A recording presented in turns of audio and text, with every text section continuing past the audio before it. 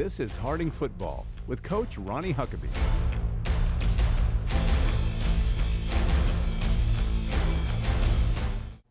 Hi, and welcome to this week's edition of Harding Football with Ronnie Huckeba. The Bison suffered a 22-17 loss on Saturday night at home to Henderson State. And Coach, we had talked last week about maybe you were getting ready to see maybe the hottest team in the league against Henderson State this past week, and I think we may have seen that on Saturday. We saw a really good football team.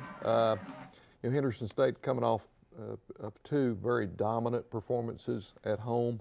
One against Southwest Oklahoma, who was a hot football team, and they shut them out 33-0. And then Arkansas Tech, who was undefeated, coming into Henderson State, and they won that game 17-7. Outstanding defensive football team. They've kind of remade themselves offensively from a team, as we discussed last week, that's the last few years have been scoring 55 points a game, throwing it all over the field, to a team that has just become very opportunistic running the football.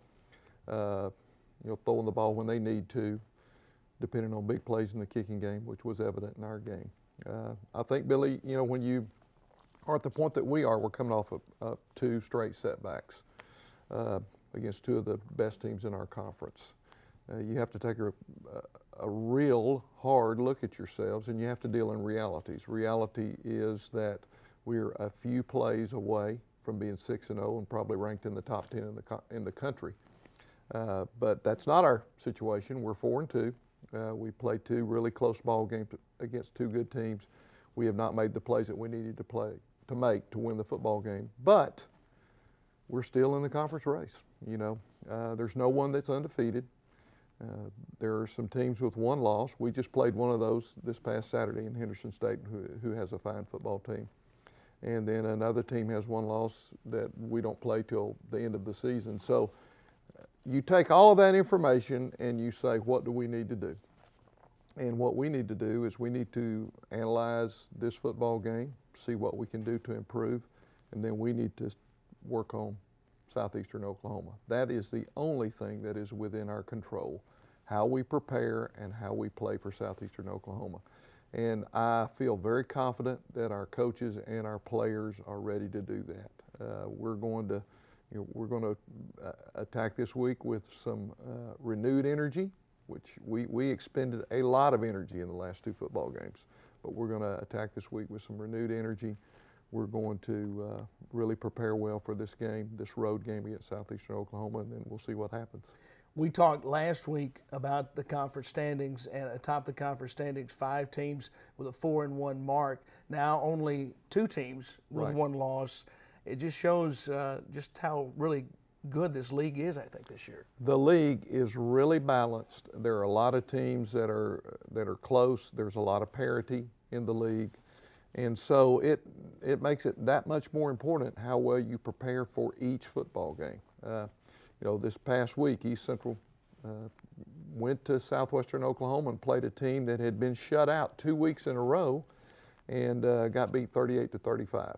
And so that's just the way it is in the league, and there are a lot of leagues in college football throughout Division I, FCS, and D2, as I said last week, that are dealing with the same situation. And it, again, brings to mind the term, who's going to persist, who's going to continue to persevere, who's going to prepare, who's going to be ready to play on game day, regardless of whether you're playing at home or away, whether you're favored or an underdog, it doesn't matter. We still have a great opportunity ahead of us, and we've got to have enough vision to see that. All right, we are glad that you're with us today to look back at the highlights from the football game on Saturday night, and we'll start with first half highlights right after this. This new dad is picturing a tree house in the sky, but he's ignoring the instructions. Good luck, big guy. His kids know that he's building without a clue. Never been so good with nails and glue. Now we're trapped inside a box. I hope mom knows what to do. Mom! See, you don't have to be perfect to be the perfect parent. Thousands of siblings in foster care will take you just as you are.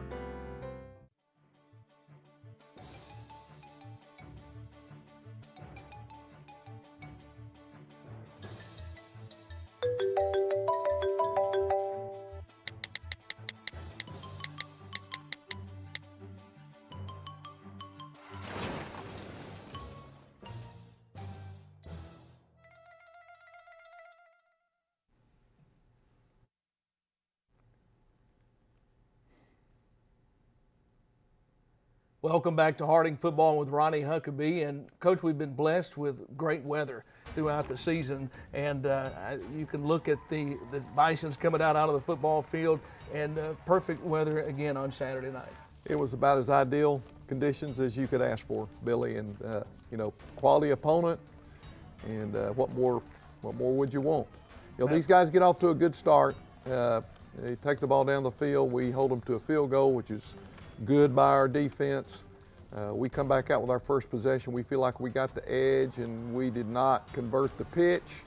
And they get the ball back right now and take the ball down and score. And so we are behind real quickly, 9-0. We do a great job right here. Scott Middleton on the block on the extra point. And when the ball hits the end zone, it's dead. Yeah, that's the issue. I thought your football team responded well at this point in the game, down 9-0. We responded very well, and I don't think there was any measure of panic. This is the toss to Zach Shelley with blocking out in front. Zach always does a great job with the ball in his hand. We come back, we run the option, get the ball pitched again to Zach. We got Logan Best out in front of him blocking. Same concept. Running the option into the boundary. This is Park on the carry. Get the ball pitched to Zach. Logan out front. He is really close to getting that ball in the end zone. We come back and run the quarterback sneak, and Park gets in for the touchdown. How important was that drive after you were down 9-0 to come right back and get it to 9-7? That was a huge answer, Billy. We needed that badly. And, we knew our defense was going to be ready to play, and there's Scott Middleton on a tackle for loss on the swing pass to the back. And here's a pick by DeAndre Baines. That's a huge play for us, sets us up with the ball on the 20-yard line. And we begin the second quarter, and this drive ends with a conversion on the field goal, and we're up 10-9.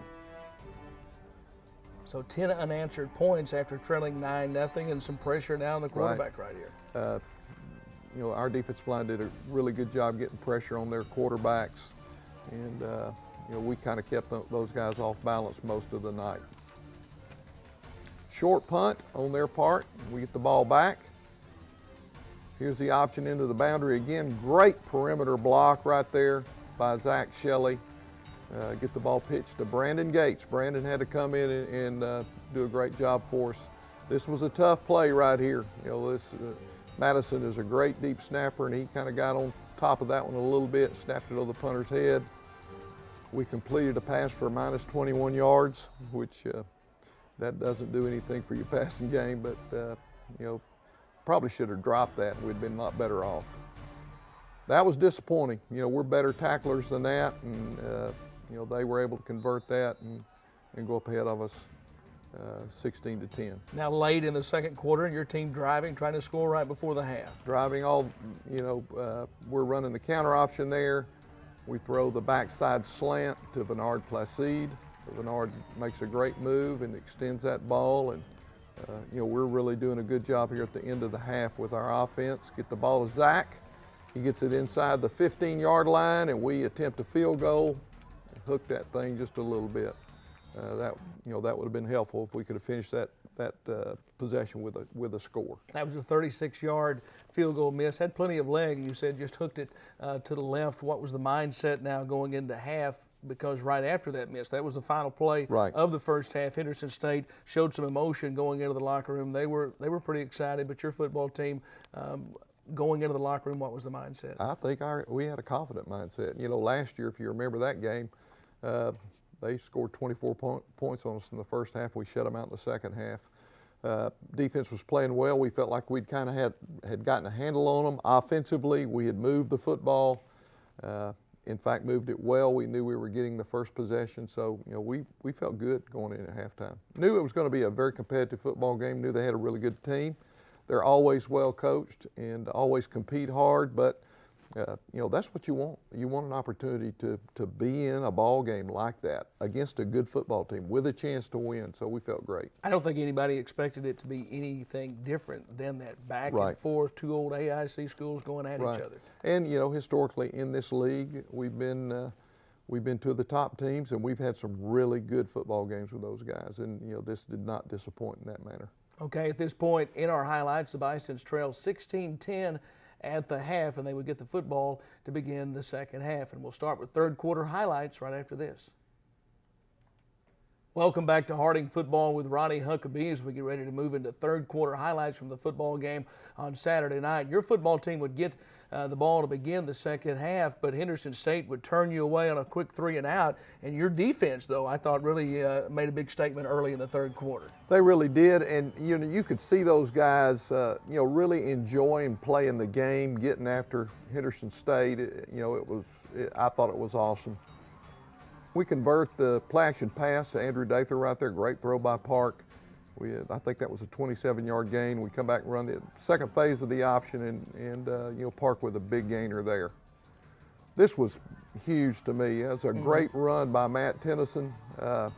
In fact, we come back 2 plays in a row and give the ball to Matt, and great blocking up front. Our offensive line played fantastic for us on Saturday. Matt looked like he was smelling the end zone on that series. He sure did. We gave Matt the big play of the game for that run because he just really ran with authority in those plays. Dalen Skidmore with a big tackle right there. Right, and they had that back had run for over 200 yards against Arkansas Tech the week before, and our guys were in the middle of it. Great pressure right there by Dalen. We got pressure by our front too, and we get a big sack. That was huge.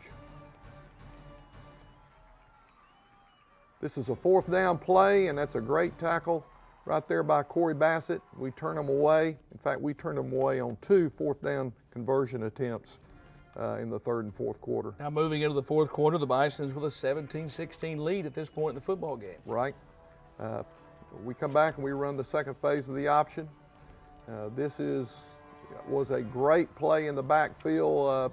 This is a 3rd down play right here, and you can see we have 3 guys right in there on the dive, and I think we just got so aggressive there we forgot to tackle the quarterback that he was one phase of that play.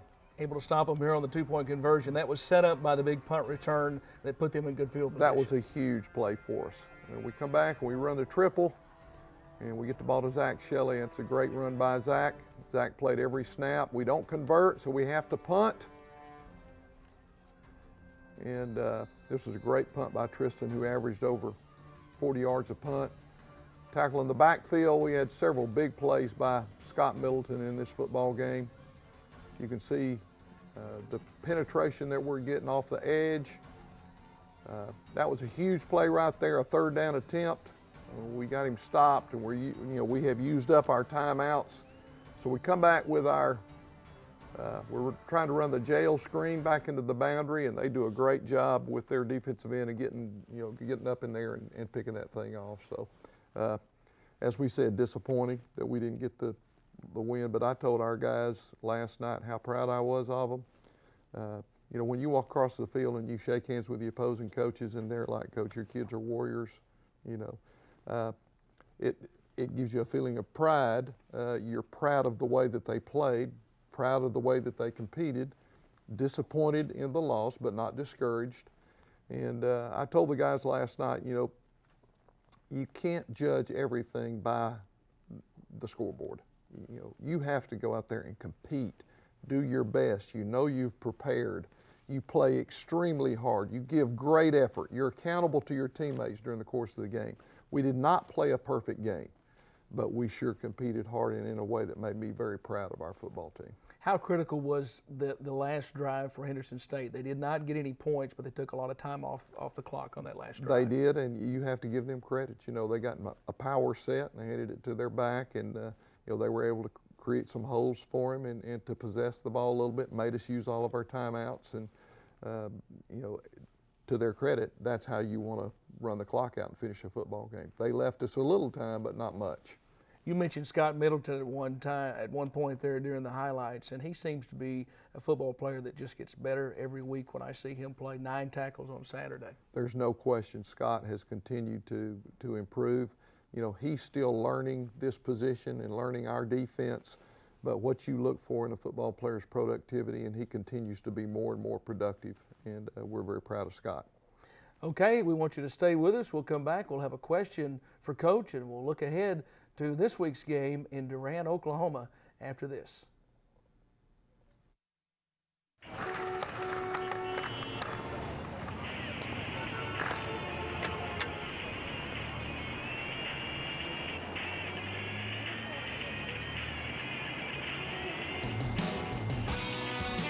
May I walk you across the street? Sure. Why not? Thanks. You're welcome.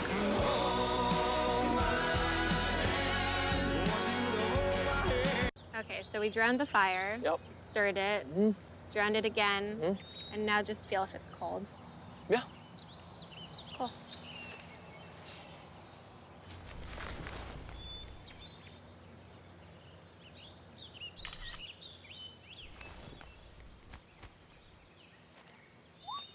Smokey just gave me a bear hug. I know. Already posted it.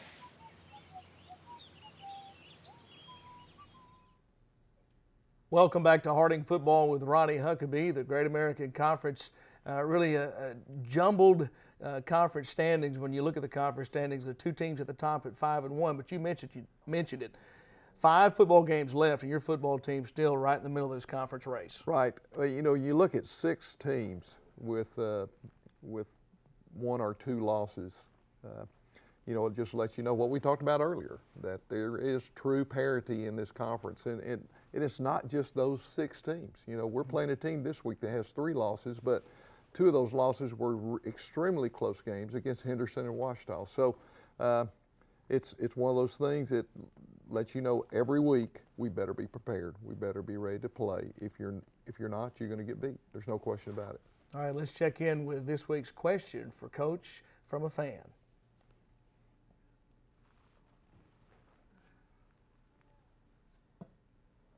My name is Ethan Sneed. I'm from Charlotte, North Carolina. Coach Huckeba, my question is, in the game on Saturday against Henderson State, obviously our offense focuses on the run game. And we were very successful in the run. We had more than 250 yards, averaged more than 4 yards per carry. But as the game wound down in the fourth quarter, we found ourselves behind.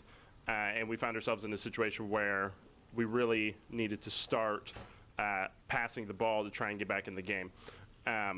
In situations like that, where Harding's offense obviously focuses on the run a lot, how do you as a coach approach that, and how do you as a coach try to ensure that your offense goes out and performs the best it can when it's doing something that it's not really used to doing, which is throwing the ball?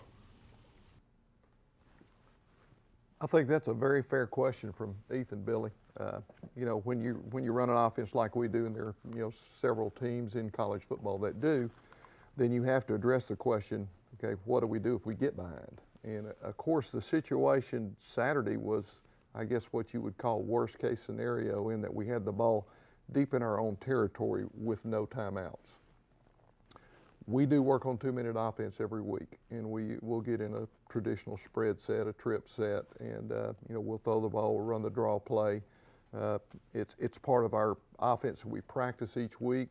Obviously, we don't prefer to get in that situation, but reality is, since we've been running this offense since 2010, we've been in those situations several times, so you have to have a plan for it.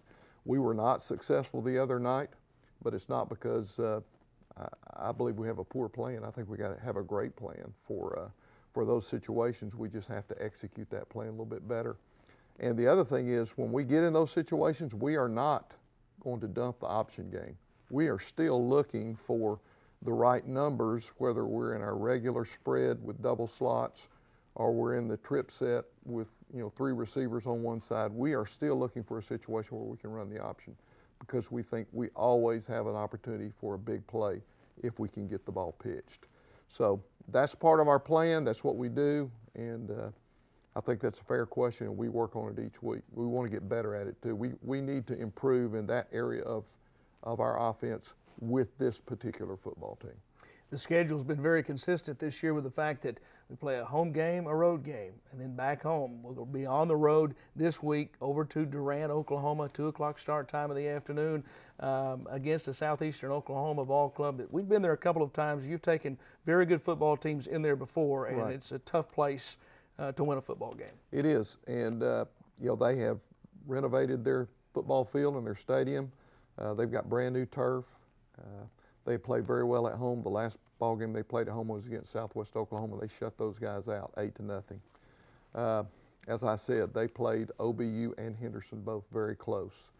Coming into the season, I think a lot of the coaches in our league picked those guys kind of to be the surprise team based on how they finished last year, the guys that they had coming back. Ryan Polite is their quarterback. He's a very talented young man. He can run and throw the football. So we know that we're going to have our work cut out for us. But on the other hand, I also feel very good about the place that our football team is in, our ability to refocus, to take the practice field this week with energy and passion, and to get ready to go on the road and play a good football team. And as I said a while ago, you know, these guys are just one game out of that 6-team crew that we saw a while ago. And I know they'll be playing, they'll have a lot to play for on Saturday. All right, Coach, always great to be with you. Have a great week, and we'll see you again next week. Thank you, Billy. That's all for this week's edition of Harding Football with Ronnie Huckeba. We will have the football game on the Harding Sports Network on radio at 2 p.m. on Saturday afternoon at Southeastern Oklahoma. Thanks for being with us, and we'll see you next time.